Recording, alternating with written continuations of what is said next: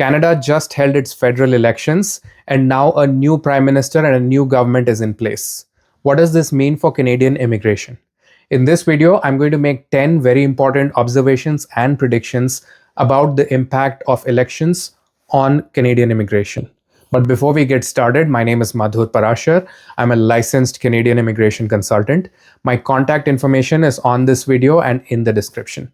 If you need any help with Canadian immigration, feel free to reach out for our paid immigration services. Now let's get this video started. So on Monday, April 28th, Canada held its federal elections. Liberal Party of Canada pulled off a surprise victory. So now the Liberal Party will form a government with Mark Carney as its prime minister. What does this mean for Canadian immigration? The short answer is not much. There's not much change expected as a result of the Liberal Party once again coming to power.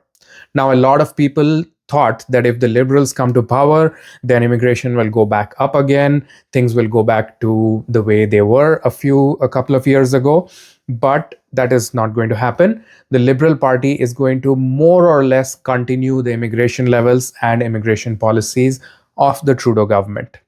Now, that in itself is sort of a good news, because if the Conservative Party had won, then there would have been drastic changes in immigration. Their leader, Pierre Poilievre, had promised to cut immigration quite drastically. So in a mixed blessing kind of a way, immigration is going to be sort of unaffected, which may be good news for a lot of potential applicants. Now I'm going to make some predictions and observations about the impact of the election on immigration. So number one, immigration levels. So are the immigration levels going to go back up? The answer is no. Even Mark Carney's government has promised that they plan to keep or cap the number of permanent residents to 1% of the population per year. Canada's population is 40 million, so 1% is around 400,000. Remember that the existing immigration levels plan implemented under Trudeau government calls for 395,000 people to become PR in 2025 and 365,000 in 2026. Now that's very close to 1% of the population, or 400K. So the existing plan is already very close to Mark Carney's cap. So the numbers are not expected to be increased or decreased much. I expect that they're going to continue or maintain the existing immigration levels plan. Now, a new immigration minister might come in and play or tweak with the numbers a little bit, but there is not much room at 395 and 365. There is not much room to significantly alter those numbers without breaking their promise of keeping it at 1%. So I don't think that immigration levels plan is going to change significantly. The same plan is likely to continue. Of course, immigration levels plan is released every November. So once it is released later this year, then we will know the exact numbers. But I don't expect it to change much. Number two, about temporary resident numbers. So Mark Carney also has plans or has promised to bring the percentage of temporary immigrants, namely work permit or study permit or visitor visa holders, down from 7.5% of the population to just 5% of the population. This means a lot more refusals, lot more expirations of work permits without any possibility of extension. This means that there is very low chance of any new TR to PR or extension type of program to come into effect. So just like the prior government, the number of temporary residents will be brought down primarily through expiration of work permits, refusal of applications, and so on. So unfortunately, that policy is likely to continue under the new government. Number three, category-based draws. I personally expect that category-based draws will be more heavily emphasized under this new government. They have promised that Canada needs more workers in certain sectors to fill shortages, and that they're going to take action to fill those shortages. So that can be accomplished mainly through category-based draws. So I expect category-based draws to continue and increase under the new government. Number four, I also expect rural programs or rural pathways to accelerate, such as RCIP, FCIP, RNIP. So RCIP and FCIP are already in place. I would expect that they would encourage more people to move away from the big cities like Vancouver, Toronto, Calgary, and introduce more programs or more incentives to get people to move towards the northern and more rural parts of Canada. Number 5, attracting US talent to Canada. So Mark Carney and others in his government, his former immigration minister, has also said that this is a golden opportunity for Canada to pull some talented, well-educated immigrants from the US who want to leave because of Donald Trump.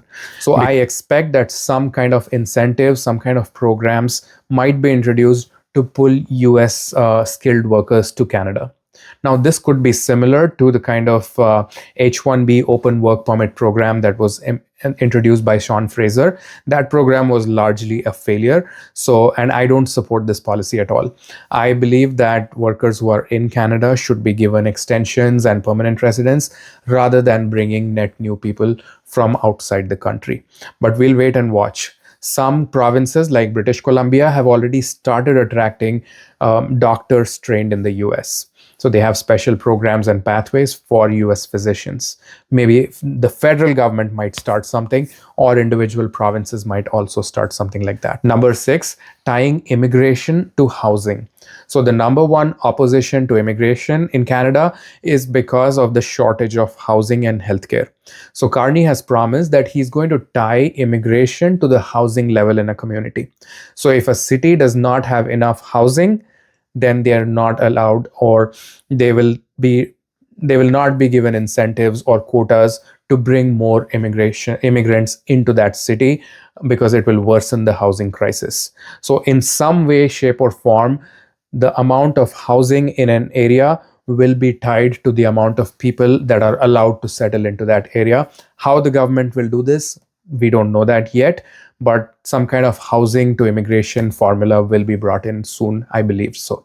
And this is also part of pushing people more towards rural areas where there is possibly more room, more land, more housing available. So this formula kind of ties closely with my previous observation of encouraging people to move towards rural areas. Number 7, francophone immigration.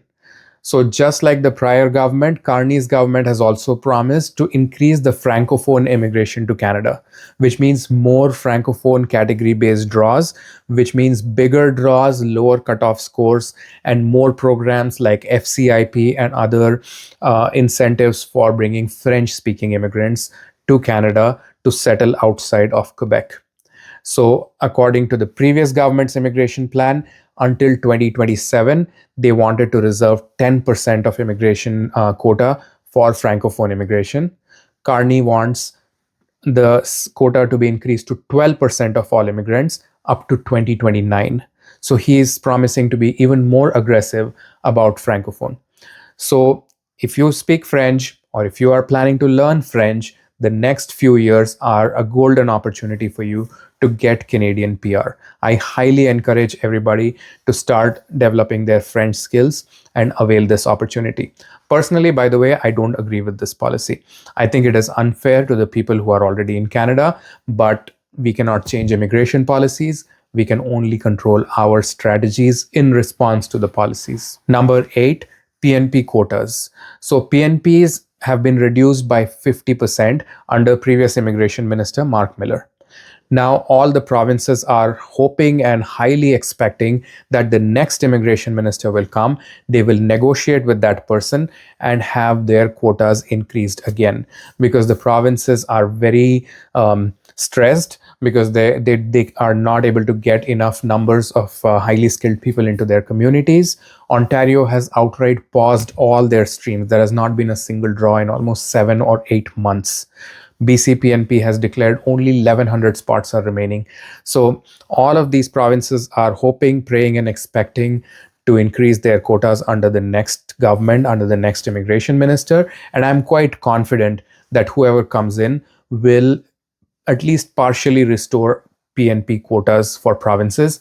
And then hopefully we should start seeing OINP draws to be resumed again, and other provinces also opening up the streams that they have paused. Number 9, immigration backlogs. So currently we know ESDC and IRCC have huge immigration backlogs.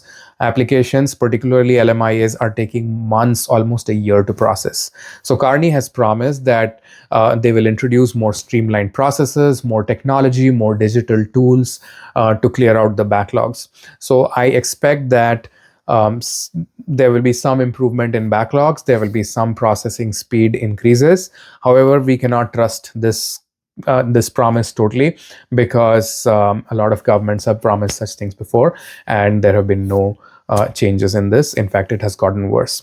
And sometimes technology and automation means bringing in artificial intelligence tools like Chinook to judge applications. And we know that AI applications, when AI judges applications, then it makes all kinds of mistakes. It leads to refusals, which are very, very unfair.